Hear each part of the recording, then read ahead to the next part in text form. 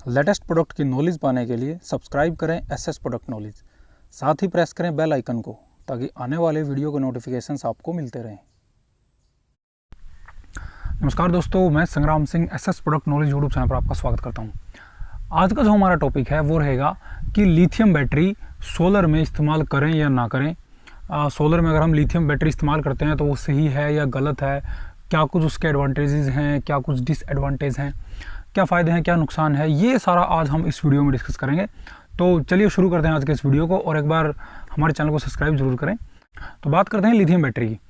Market में lithium battery काफ़ी types की आती हैं इस टाइम, जैसे लिथियम आयन बैटरी है, लिथियम फॉस्फेट बैटरी है, लिथियम कोबाल्ट निकल बैटरी है, कोबाल्ट एल्युमिनियम बैटरी है, लिथियम फरी फॉस्फेट है। काफ़ी बैटरीज इस टाइम जो है मार्केट में इस्तेमाल की जाती हैं। लिथियम बैटरी का लिथियम आयन बैटरी का ज़्यादातर मोबाइल्स में इस्तेमाल किया जाता है। तो क्या हम सोलर में इस्तेमाल कर सकते हैं या नहीं कर सकते हैं? अगर कर सकते हैं तो उसका कौन सी बैटरी हम इस्तेमाल करें और उसका क्या फ़ायदा है, ये सारा आज हम डिस्कस करते हैं धीरे धीरे।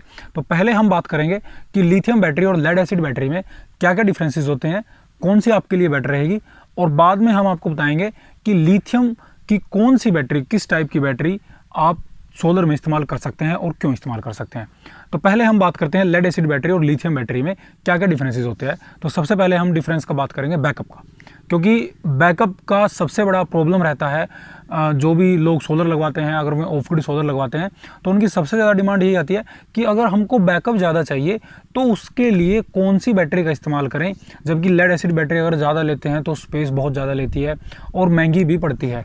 तो उसके लिए बाद में लोगों के पास ऑप्शन आया, या फिर कंपनीज ने ऑप्शन दिया कि आप लिथियम बैटरी इस्तेमाल कर सकते हैं। जैसे फॉरेन कंट्री में लिथियम बैटरी इस टाइम काफ़ी इस्तेमाल होती है, वो ज़्यादातर लिथियम बैटरी ही इस्तेमाल करते हैं। और लेकिन भारत में अभी जो है लेड एसिड बैटरी का ही ज़्यादा इस्तेमाल किया जाता है। उसके काफ़ी रीजंस हैं उसके पीछे। तो लिथियम बैटरी का एक तो बैकअप ज़्यादा होता है अगर हम कंपेयर करें लेड एसिड बैटरी की अपेक्षा। अब लिथियम बैटरी का जो है बैकअप ज़्यादा क्यों होता है, वो डिपेंड करता है उसकी एफिशिएंसी पर। क्योंकि जो लिथियम बैटरी की एफिशिएंसी है वो लगभग 90% तक होती है। 90% का मतलब होता है कि आप जब बैटरी को फुल चार्ज करते हैं, बैटरी जब फुल चार्ज हो जाती है तो उसकी जो डिस्चार्जिंग है, या जितना आप चार्ज हुआ, मान लीजिए 150 AH की बैटरी है और 150 AH का आप उसमें कम से कम 130-135 AH उसमें से इस्तेमाल कर सकते हैं, अगर हम लिथियम बैटरी की बात करें। वहीं अगर बात आती है आपकी लेड एसिड बैटरी की, अगर आपकी लेड एसिड बैटरी 150 AH की है तो उसमें आपको केवल 100 AH तक ही आप इस्तेमाल कर सकते हैं। तो एक तो फ़र्क होता है एफिशिएंसी का, क्योंकि ना ही तो अगर हम C10 या C20 बैटरी के हिसाब से देखें, ना तो हम उसके हिसाब से प्रॉपर एम्पियर दे पाते हैं, क्योंकि C10 C20 में क्या फ़र्क होता है ये मैंने पहले वीडियो बना रखी है, आप वहाँ जाकर देख सकते हैं। तो उसके हिसाब से C10 और C20 के हिसाब से जो हमारे इन्वर्टर हैं वो कैपेबल नहीं होते, जिसकी वजह से वो हमारी फुल्ली 150 एम्पियर की चार्ज नहीं होती और फुल्ली डिस्चार्ज नहीं होती। एक तो सबसे बड़ा रीज़न इसमें ये है, और इसी कारण से उसकी एफिशिएंसी कम हो जाती है लेड एसिड बैटरी की। और यही रीज़न है कि लेड एसिड बैटरी की अपेक्षा लिथियम बैटरी की जो कैपेसिटी है वो बहुत ज़्यादा है, जो उसकी एफिशिएंसी है वो बहुत ज़्यादा है। और जैसे जो हम लेड एसिड बैटरी की बात करें तो लेड एसिड बैटरी लगभग 70% तक हम उसमें इस्तेमाल कर सकते हैं। 70-80% जो उसकी फुल चार्जिंग है उसका केवल हम इतना ही इस्तेमाल करते हैं। अब तीसरा नंबर आता है इसमें लाइफ साइकिल। जब आप जैसे लेड एसिड बैटरी है वो फुल्ली चार्ज हुई और उसके बाद वो फुल्ली डिस्चार्ज हुई, इसको बोलते हैं हम एक लाइफ साइकिल। ऐसे ही लिथियम बैटरी में होता है। लिथियम बैटरी का लाइफ साइकिल बहुत ज़्यादा होते हैं as compare to lead acid battery. अब लाइफ साइकिल क्या होता है थोड़ा और समझ लें। जैसे आपकी लेड एसिड बैटरी है, आप तो जैसे लाइट काफ़ी अच्छी चलती है तो 1 या 2 घंटे का कट है डेली का, तो उसका लाइफ साइकिल कि उसके हिसाब से लाइफ साइकिल उसका 5 से 6 दिन में कंप्लीट होता है। तो इसी हिसाब से लिथियम बैटरी का जो लाइफ साइकिल है वो बहुत ज़्यादा है, जिसकी वजह से वे ज़्यादा चलती हैं, एफिशिएंसी उनकी ज़्यादा है और बैकअप भी उनका ज़्यादा है। तो ये हमारी 3 चीज़ें हो गई, बैकअप हो गया, एफिशिएंसी हो गई। तीसरा हो गया हमारा लाइफ साइकिल, कि लाइफ साइकिल जो है लिथियम बैटरी का बहुत ज़्यादा है। अब इसमें बात आती है स्पेस की। जो हमारी लेड एसिड बैटरी है वो बहुत ज़्यादा स्पेस लेती है। जैसे हमारी 12 वोल्ट की बैटरी है 150 AH की लेड एसिड की, तो वो काफ़ी स्पेस लेती है। अगर हमें 10 बैटरीज लगानी पड़ जाएँ तो बहुत ज़्यादा स्पेस हमारा कवर हो जाता है। अगर बात करें हम इसके कंपैरिजन में लिथियम बैटरी की, लिथियम बैटरी होती क्या है, ये लिथियम सेल होते हैं, उनका एक कनेक्शन होता है। जैसे मान लीजिए 2 वोल्ट का एक लिथियम सेल है, 2 वोल्ट के हम 6 सेल लगाते हैं तो वो 12 वोल्ट हो गया, और उसकी जो MAH है या AH है, मान लीजिए वो 10 AH का या फिर 1 AH का सेल है, तो उसके हिसाब से हम उसमें सेल कनेक्ट करते हैं। इसी हिसाब से हम फिर पैरेलली उसमें ऐसी ऐसी सीरीज़ लगाते रहेंगे जिससे हमारी लिथियम बैटरी बन जाएगी। तो उसमें सेल होता है जिसके वजह से लिथियम बैटरी बहुत ही कम स्पेस लेती है और लेड एसिड बैटरी हमारी ज़्यादा स्पेस लेती है। तो एक हमारा बेनिफिट ये भी है। अब इसके थोड़े हम डिसएडवांटेज की बात करते हैं कि इसके नुकसान क्या क्या हैं, जिसकी वजह से हम थोड़ा लिथियम बैटरी पर हमें विचार करना चाहिए। सबसे पहला कॉस्ट, क्योंकि सबसे पहली डिमांड आती है लोगों की भी कॉस्ट क्या है।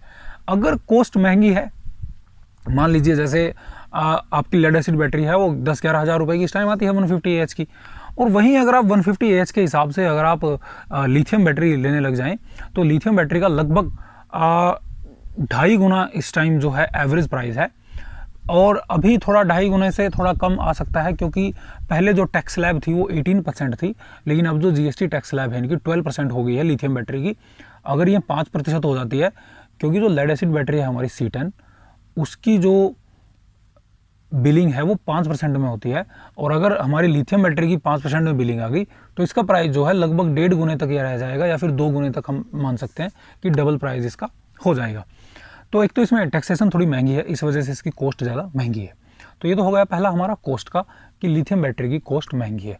अब दूसरा होता है कि जो हमारे इन्वर्टर्स हैं घरों में जो लगे हुए हैं इन्वर्टर, अब होता क्या है कि आपने इन्वर्टर बैटरी लगा रखी है, आपका इन्वर्टर ख़राब हुआ तो आप जैसे आपके पास पहले माइक्रोटेक का था, आपने माइक्रोटेक का इन्वर्टर दे दिया और आपने एक्साइड का वहाँ पर लगा दिया, तो वो कैपेबल है। अब बात आती है लिथियम बैटरी की।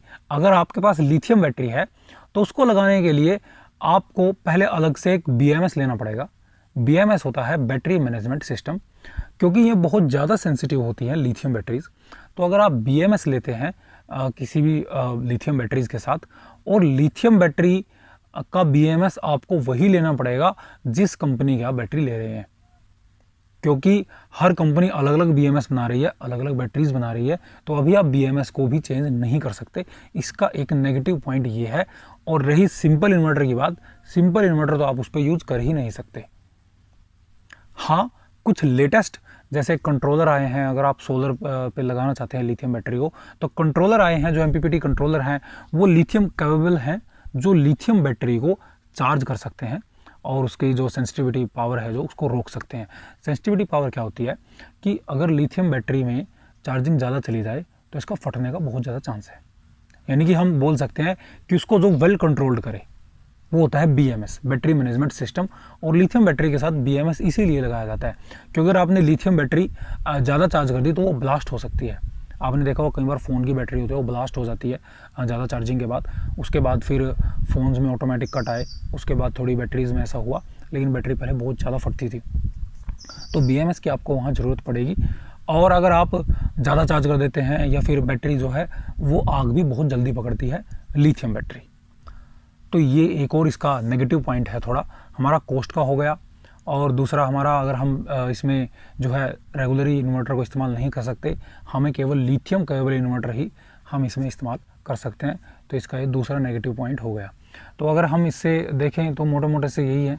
तो अगर हम इसका हिसाब लगाएं कि जो लिथियम बैटरी है और जो लेड एसिड बैटरी है, अगर उनका सारा कंपैरिजन हम करें तो अभी तक का तो ये है कि आप लेड एसिड बैटरी को ही इस्तेमाल करें। हाँ, उसमें यह है कि आपका स्पेस ज़्यादा होगा, स्पेस वो ज़्यादा लेगी, लेकिन अगर आप डबल भी लेते हैं तो उसमें भी आपको लॉस नहीं है, उसमें भी आपको फ़ायदा है। एक और पॉइंट रहता है इसमें, क्या होता है जब आप लिथियम बैटरी लेते हैं तो लिथियम बैटरी को जब आप मान लीजिए ख़राब हो गई तो ख़राब होने के बाद उसकी जो स्क्रैप है वो आप नहीं बेच सकते, उसका कोई प्राइस आपको मार्केट में नहीं मिलने वाला। अगर हम कंपेयर करें लेड एसिड बैटरी का, कि लेड एसिड बैटरी आपके पास है और लेड एसिड बैटरी मान लीजिए 5 साल में 6 साल में आपकी ख़राब हो गई और आप जब उसको मार्केट में वापस देने जाते हैं स्क्रैप के रूप में, तो उसमें आपको लगभग 30 से 40% आपकी जो है कीमत उसमें कवर हो जाती है, उसका प्राइस कवर हो जाता है। जैसे आपने 10,000 रुपये की बैटरी ली तो वो रिटर्न आराम से 3 से 4 हज़ार के बीच आराम से चली जाती है। तो इसका ये एक और नेगेटिव पॉइंट है लिथियम बैटरी का, कि आप अगर लिथियम बैटरी लेते हैं तो उसकी स्क्रैप नहीं बचती, स्क्रैप का आपको कोई मूल्य नहीं मिलेगा, लेकिन आपको लेड एसिड बैटरी का जो है 30 से 40% आपका उसमें कवर हो जाएगा। और कॉस्ट तो इसकी थोड़ी महंगी पड़ती ही है। तो अभी के हिसाब से यही है, क्योंकि मार्केट में जो चला हुआ है, मार्केट के हिसाब से आप लेड एसिड बैटरी ही रखें इस टाइम, लिथियम बैटरी पे ना जाएं। हाँ, लिथियम बैटरी का बैकअप ज़्यादा है। रही बात लाइफ की, थोड़ा लाइफ के बारे में डिस्कस कर लेते हैं। लाइफ में क्या होगा कि जैसे लिथियम बैटरी की लाइफ जो है वो थोड़ी ज़्यादा है अगर हम कंपेयर करें लेड एसिड बैटरी की। लेकिन C10 बैटरियाँ जो लेड एसिड बैटरी है वो लगभग 5 साल की वारंटी में मार्केट में आ चुकी हैं, और आपके चलाने के ऊपर है, वो लगभग 10-10 साल भी निकाल देती हैं। वहीं अगर हम लिथियम बैटरी की बात करें, लिथियम बैटरी अगर 5 साल से ऊपर नहीं है लिथियम बैटरी की वारंटी में, तो अगर आपके लिथियम बैटरी ने 6 साल निकाले, लेड एसिड ने भी आपके 6 साल निकाल दिए, तो उसमें तो बेनिफिट आपका लेड एसिड बैटरी में ही है, क्योंकि लिथियम तो पहले ही आपने महंगी ली थी, स्क्रैप आपकी कुछ नहीं बची उसमें। और लेड एसिड बैटरी आपने जितने की ली थी उसका 30 से 40% वो स्क्रैप में कवर करेगी, और प्लस आपका प्राइस यानी कि आपको 60% और लगाने पड़ेंगे, और वहाँ आपको वही अगर लेड एसिड का कंपैरिजन करें तो वही आपको 200% वहाँ पर इन्वेस्ट करनी पड़ेगी। तो ये थोड़े लिथियम बैटरी के जो हमारे नेगेटिव और पॉजिटिव पॉइंट्स हमने डिस्कस किए, तो वो आप देख सकते हैं कौन सी बैटरी आप लगवाना चाहते हैं, क्या आपके लिए ठीक रहेगा। अब बात आती है अगर आप लिथियम बैटरी लगवाना चाहते हैं तो कौन सी बैटरी लगवाएं, क्योंकि जैसे लिथियम आयन बैटरी है, लिथियम फॉस्फेट बैटरी है, लिथियम कोबाल्ट बैटरी है, कोबाल्ट एल्यूमिनियम बैटरी है, काफ़ी टाइप्स की बैटरी आती हैं। और लिथियम बैटरी में कहीं में पेंसिल सेल होते हैं, कहीं में स्क्वायर सेल होते हैं। तो इसमें मैं एक बता दूँ आपको, जो स्क्वायर सेल होते हैं अगर आपको बैटरी लगवानी है तो वो बैटरी इस्तेमाल करें, उसका थोड़ा बैकअप बेहतर होता है, उसकी लाइफ भी थोड़ी ज़्यादा होती है।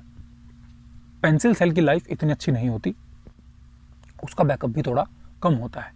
तो अगर आपको लिथियम बैटरी लेनी ही है तो आप स्क्वायर बैटरी का इस्तेमाल करें।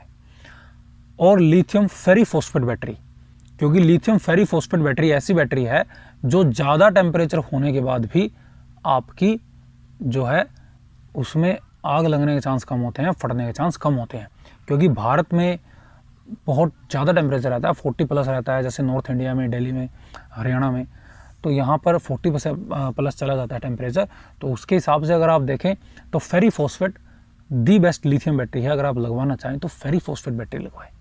तो ये थी आज की वीडियो जिसमें हमने बताया लिथियम बैटरी और लेड एसिड बैटरी में क्या डिफरेंस है, क्या आप लगा सकते हैं, लिथियम बैटरी क्यों लगा सकते हैं, सही है गलत है, ये सारा इस वीडियो में आपने देख लिया होगा।